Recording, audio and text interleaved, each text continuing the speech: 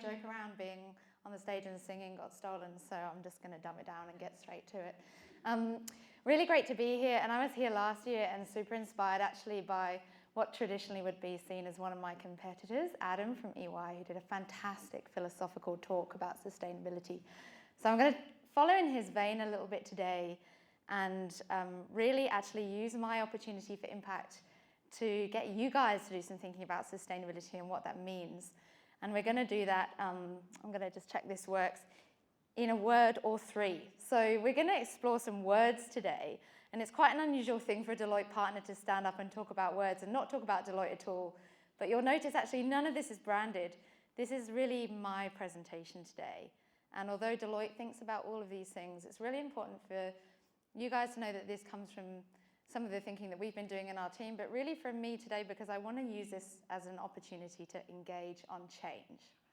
And so let's explore. It's going to be a bit of a test. First of all, I think for me, I like to do an acknowledgement of country, but do a bit differently. And this really talks to a little bit about what my talk's about today in terms of thinking about values differently. So this is an image taken from actually a Victorian Indigenous engagement website, but it looks at the Indigenous values system. And for me, this is how I'd like to acknowledge country and the people who come from the country today and think about their connection. And you'll notice the economy's in really small letters up there. We're going to talk about that a bit today too. All right, so jumping in, we haven't got too much time, but here we are in 2023, and the Sustainable Development Goals update came out in July and looked pretty bleak. We've got 7 years to go till 2030, and the quote at the bottom says it all: unless we act now, the 2030 agenda will become an epitaph for a world that might have been. So to Sue's point, like really, I'm taking us back there a little bit, but thank you for your talk this morning. We'll try and move it back to positivity. I think it's really important to note that what came through in this update on the Sustainable Development Goals was a huge emphasis on everybody's role to play, and that's what inspired my talk today. I want every single one of you to go away and think about your role in enabling these goals. And so when we think about that, really, let's just talk a little bit to status quo, where we are now. So we are in an era of overshoot, and some might say that our system of living and being on this planet is malfunctioning. It's actually broken because the economy and the way that we live doesn't actually serve to give us a sustainable future. And that's something to really think about. And we're seeing that through shocks to our planetary system, whether that be through things like COVID or mass wildfires or ocean acidification or high temperatures around the world, and we've seen that in Europe this year. But really the way we think about it is that biodiversity loss, famine, climate change, some of these mass megatrends or crises are actually the symptoms of that system failure. And they're actually not just sort of isolated things, they're very much connected. And that's super important to think about, and I probably could do a whole talk on that, which I'm just going to assume you guys can kind of draw all of that together today. I'm sure that's true. So the system is broken. We're facing all of these symptoms and we're struggling to combat those with things like the SDGs. And in assessing causation for the system failure, really the way I think about it is that there's two reasons for why that's happened. One is really that we inhabit and not cohabit the Earth, and we treat ourselves as outside of that planetary system. And the second thing is that the system of value that we have built, the economy doesn't work. So we need a systems approach, and one in which everyone is responsible. And within your means, right? That's something we'll talk about today. It doesn't mean that all of you have to go and take immediate action and do all these things right now, but it does mean that you're all responsible. So, to finish the introduction, your role in this. We all have a role to play if we want to change the system. And in whatever capacity you choose, we're going to focus on you today. So I'm going to be eyeballing all of you throughout this talk to see what you think. We determine our impact through our everyday choices, and our choices are made on the basis of our understanding. And today for me, I want to query and question that understanding through three key words. And it happens to be 17 letters, which just kind of lines up really nicely. Didn't actually do that on purpose. First, we're going to look at value and question what value means to us. Secondly, we're going to question, growth. And thirdly, we're going to look at the word carbon. And the purpose of this is also to partly bring that outside in view. And Mick said to me, oh, people really love it at 17x when you talk about stuff that's going on in Europe and all of those things. Well, actually, the discussions around these words are happening elsewhere in the world and a little bit in Australia, but I'm hoping to bring some of that to you guys today. So we're going to whiz through them. Value is the longest, so just bear with me and we'll get quicker as we go. So thinking about value, what I always do when I think about this sort of thing is I actually just Google the definition and try and take myself back to learning what something means in the first instance. And when you actually Google the definition of value, loads of different definitions come up. There are so many that say value is the highest amount that someone will pay for something on the marketplace. But I've chosen a different one. So this one says the value of something, such as a quality, attitude, or method, is its importance or usefulness. So the first question to you guys is to think about, if that is true, how are we valuing the things that are really important and useful relative to the things that really aren't? And you can look at some of the things on the market that people pay outrageous money for today. And those two definitions of value already misalign. So we'll look at an example, and this is the only real academic slide I have, I promise. And it was inspired actually by the beer farm guys who were here last year talking about circular economy. And we're going to look at how something moves through the market and what that means for value. So in WA, we produce a hell of a lot of alumina, which is used to make aluminium. And this graph traces the market value of aluminium over time as it reaches the consumer. And it's real data from last year. So aluminium on the market goes up over time. It hits us, that's all of you guys, and let's bring it back to you. And then where does it go? Well, depending on a couple of key choices.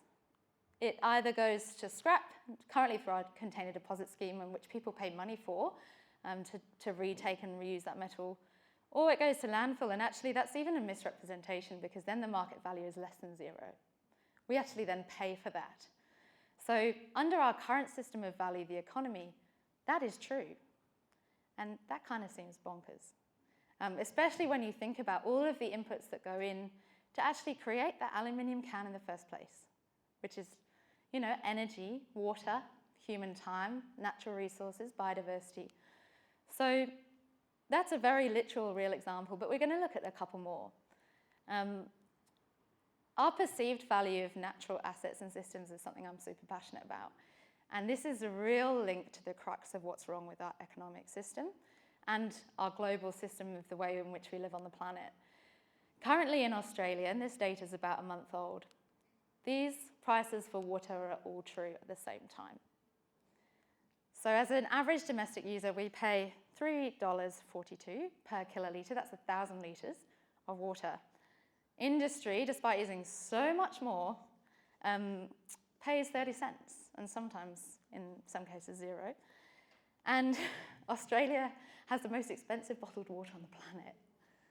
We pay $6,633 per kilolitre. There were some over there, but and Australia actually is the second. Yeah, I know. Don't grab it and run. Australia is actually the second most intensive consumer of bottled water in the world per capita. And we've got water prices that are that cheap.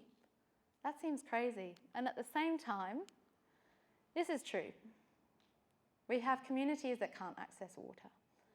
So does that mean they have to pay $6,000 to get water? We also, in Perth, are rapidly moving towards a desalination model because we've devalued our other water sources so much that they're running out. And to that point, I looked at this in the news the other day and saw that we've actually cut replenishing of groundwater to an 800-year low in Western Australia. So that's how little we value those resources. Interestingly, and this data is really fun, and I am actually a data person by background, so it is legit. I've also done this for a tree. And when you look at how much a tree is worth, it's really hard to find good information on the internet. But real estates have genuinely done, real estate agents, that is to say, actual research on how much value a mature tree adds to a household.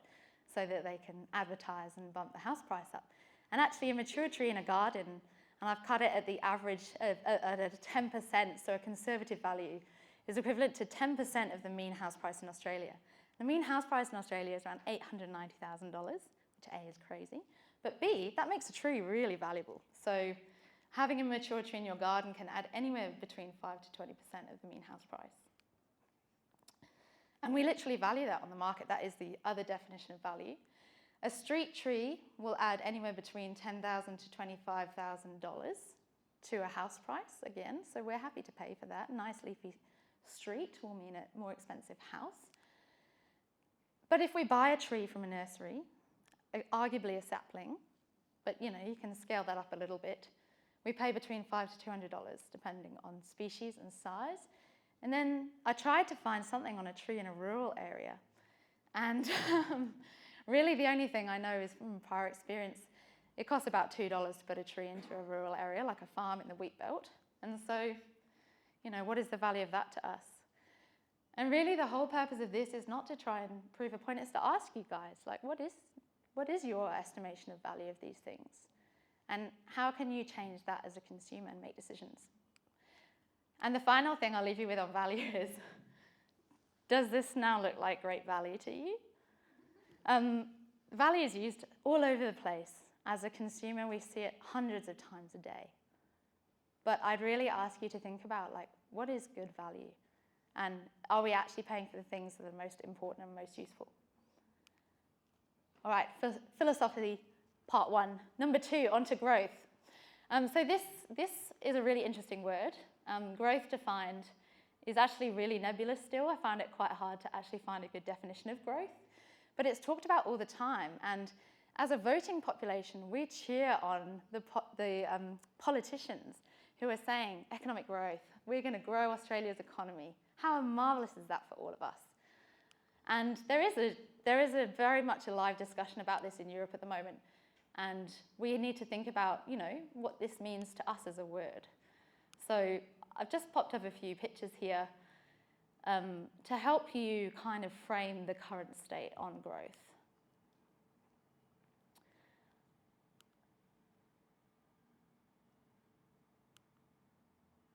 Oops, stepped one way too far. So essentially what this is saying, economic growth is super important to us. Every single time there's an election, it's up there. And you've probably got the stats on this, but economic growth features in every single election story. And when it starts to not be present as a thing, we all panic and we go, oh my goodness, what's happening? The economy is not growing. What does this mean? Oh God. And for good reason, because economic growth has taken us out of poverty. And it has allowed us to live the lifestyle we live in. And that's a very, very genuine value to us. However, it hasn't done that everywhere around the world in the same way. And when we look at economic growth, I think that SDG 8 is on there.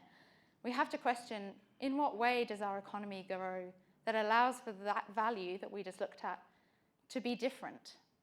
And is that something that we are ready for? And there's actually been some fantastic research which has shown that if 1% of the population with the highest amount of earnings in the world distributed their wealth, that inequality wouldn't be there. So we've grown at the expense of our planet and at the expense of others. And that's something that's just happened, right? Like, that's happened, but what does it mean going forwards? Are we ready to stop growing? Is that something we're ready for? And I don't know the answer. I'm just asking the question. But there has been some research, and it's a fantastic article, and I can give the reference to anybody who wants to see it, done recently on what we actually can't sustain as a planet. And, our current economy is a linear economy. It relies on finite materials, and we've overshot that pretty quickly as Australia. I think overshoot day for us happens in March. So what that means is by March, we've essentially used up our limit of materials that we should do as a country as our representation of the planet. And when you look at some of those other countries, they're way back down there, even in December. So we consume at an exorbitant rate, and all a good part of healthy economic growth. So just a question there on whether that's really the way we need to go.